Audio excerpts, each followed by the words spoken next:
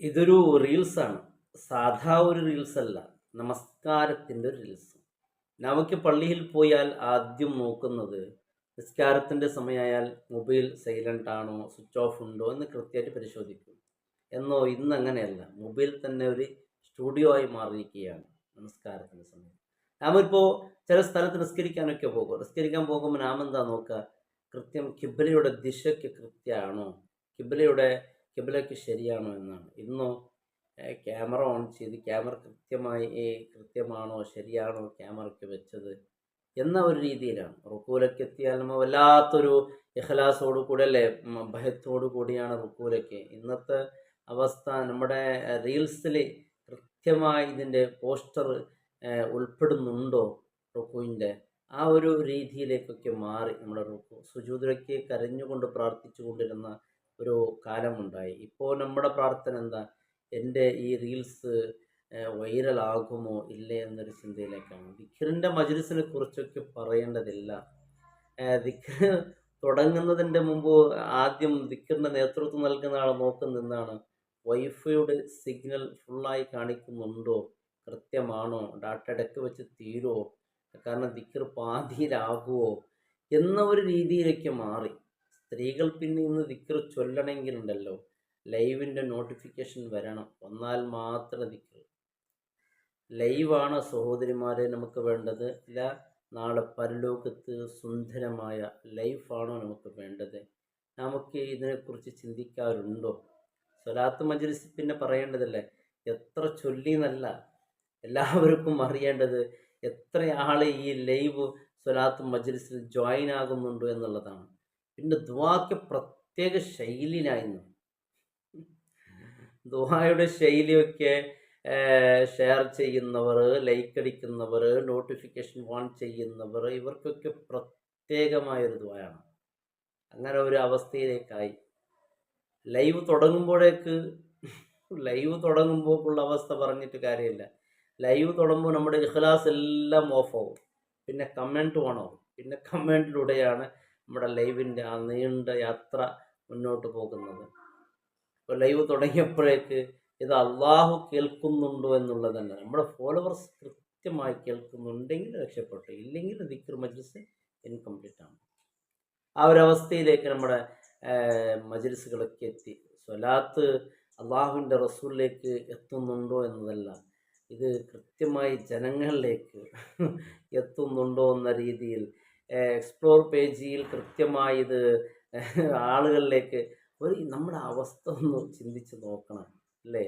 ഒരു സംശയമാണ്. നമ്മുടെ നാം ലൈവ് നോട്ടിഫിക്കേഷൻ വന്നതിൻ്റെ ശേഷം ചൊല്ലിയ സ്വലാത്ത് മാത്രം അള്ളാഹു സ്വീകരിക്കപ്പെടുകയാണ്.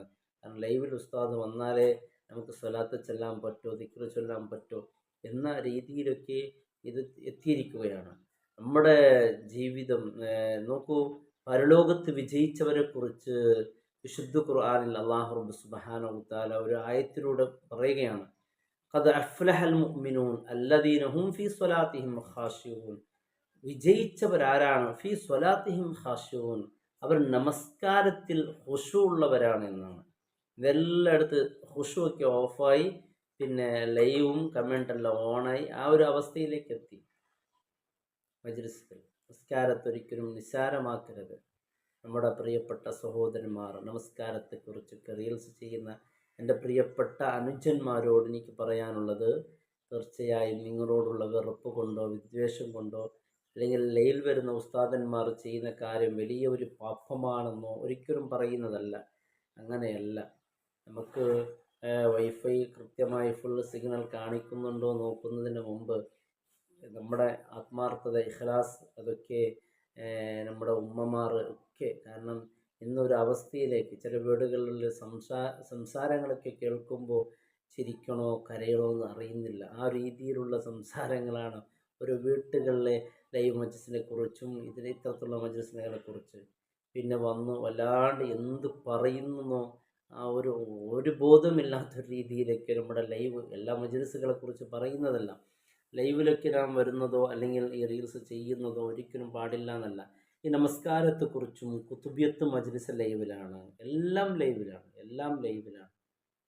ഇപ്പം ചില ആളുകൾ സഹോദരിമാരൊക്കെ ചിന്തയിലേക്ക് എത്തി ലൈവ് ഇല്ലായിരുന്നുവെങ്കിൽ നമുക്ക് ദിക്റൊക്കെ ഇല്ലായിരുന്നു എന്ന രീതിയിലൊക്കെ എത്തി. ലൈവിൽ ഉസ്താദിൻ്റെ കൂടെ ചൊല്ലിയാൽ മാത്രം അള്ളാഹു സ്വീകരിക്കപ്പെടുമെന്ന് ചിന്താഗതികളൊക്കെ മാറിക്കൊണ്ടിരിക്കുന്നു. ലൈവ് ചെയ്യുന്ന ഉസ്താദന്മാരാവട്ടെ അല്ലെങ്കിൽ മറ്റ് ഇത്തരത്തിലുള്ള റീൽസ് ചെയ്യുന്ന ഉസ്താദന്മാരെ ഒരിക്കലും ഞാൻ പരിഹസിച്ചതോ തമാശയാക്കിയതോ ഒന്നുമല്ല. നമ്മുടെ നിസ്കാരങ്ങൾ പിന്നെ ഇത്തരത്തിലുള്ള മജ്ലിസുകളിലൊക്കെ നാം ഇത്തരത്തിലുള്ള രീതികൾ സ്വീകരിക്കാതിരിക്കുക എന്നുള്ളതാണ്. നമ്മുടെ പ്രിയപ്പെട്ട നമസ്കാരത്തെക്കുറിച്ച് റീൽസ് ചെയ്ത എൻ്റെ പ്രിയപ്പെട്ട ചെറുപ്പക്കാരോട് പറയാനുള്ളത്, നിങ്ങൾ ഇത് ചെയ്തത് തീർച്ചയായിട്ട് അറിയുമില്ലായ്മ കൊണ്ടായിരിക്കാം. ഒരിക്കലും നിസ്കാരത്തെ നിസ്സാരമാക്കിയാൽ വല്ലാത്ത അല്ലാഹുവിനടുക്കൽ വലിയ ശിക്ഷയായിരിക്കും. നിസ്കാരത്തെ ഒരുത്തൻ ഇതേ നിഷേധിച്ചാൽ അവൻ കാഫിറാണെന്ന്, നിസ്സാരമാക്കിയാൽ വല്ലാത്തൊരു മുസ്ലിമായി ഒരു മുഅ്മിനായി നാം ഇത്തരത്തിലുള്ള കാര്യങ്ങൾ ചെയ്തു പോകരുത്. നാം ചെയ്യുന്നത് മറ്റുള്ളവരെ സന്തോഷിപ്പിക്കാനും അവരുടെ ചിരി തമാശകൾ കാണാൻ വേണ്ടിയായിരിക്കാം. എന്നാൽ അള്ളാഹുവിന് ചെയ്യുന്ന ഇബാദത്തുകൾ അത് ഇഖ്ലാസോടു കൂടി ആണെങ്കിൽ മാത്രം ഞാൻ സ്വീകരിക്കുമെന്നാണ് വിശുദ്ധ ഖുർആനിൽ അല്ലാഹു സുബ്ഹാനഹു വ തആല പറയുന്നത്. നമുക്ക് പറയുമ്പോഴേക്കും ചൊല്ലുമ്പോഴേക്കും കുറച്ചൊക്കെ ഇഖ്ലാസൊക്കെ കാര്യമായി ഉണ്ടാകണം. അള്ളാഹു തൗഫീഖ് ചെയ്യട്ടെ. പിന്നെ റീൽസ് ചെയ്യുന്ന ഇത്തരത്തിലുള്ള ചെറുപ്പക്കാരൊക്കെ എല്ലാത്തിനും കുറിച്ച് ഇന്ന് റീൽസാണ്. അതൊക്കെ ചെയ്യാൻ പാടില്ല എന്നൊക്കെ പറയുന്നതല്ല. ചെയ്യൽ വലിയ പാപമൊന്നും ആയ കാര്യമൊന്നും അല്ല, ചെയ്യാം. എന്നാൽ ചെയ്യുമ്പോൾ നാം ഇത്തരത്തിലുള്ള പരിശുദ്ധമായ ദീനിൻ്റെ ഇബാദത്തുകൾ എടുത്തുകൊണ്ട് വളരെ മോശമായ ആളുകളൊക്കെ വല്ലാത്ത ചിരിക്കണോ കരയണോ എന്ത് ചെയ്യണമെന്നറിയില്ല. ഇങ്ങനെ റീൽസ് മുന്നോട്ട് പോയാൽ ജനങ്ങളൊക്കെ ഈ ചെറിയ വലിയ വലിയ പാവങ്ങളൊക്കെ നിസ്സാരമായി കാണും. ഇന്ന് കണ്ടു കഴിഞ്ഞല്ലോ. ഇന്ന് ഈ വലിയ വലിയ പാവങ്ങളും ഒന്നുമല്ല. പണ്ടൊക്കെ തൻ്റെ സ്വന്തം ഭാര്യയുടെ സൗന്ദര്യ പ്രദർശനം എന്തെങ്കിലുമൊക്കെ ചിലപ്പോൾ നടന്നാൽ തന്നെ എത്ര ഗൗരവമുള്ള വിഷയമാണ്. ഇന്ന് റീൽസ് നിരന്തരം അത് തന്നെയല്ലേ. തൻ്റെ വീട്, ഉള്ളറ, മണിയറ എല്ലാം റീൽസിലായി മാറി. വളരെ ചെറിയ ജീവിതമല്ലേ, നമ്മുടെ ശാശ്വതമായത് പരലോകമല്ലേ, അവിടെ നമുക്ക് സന്തോഷിക്കണ്ടേ. അള്ളാഹു തൗഫീഖ് ചെയ്യട്ടെ.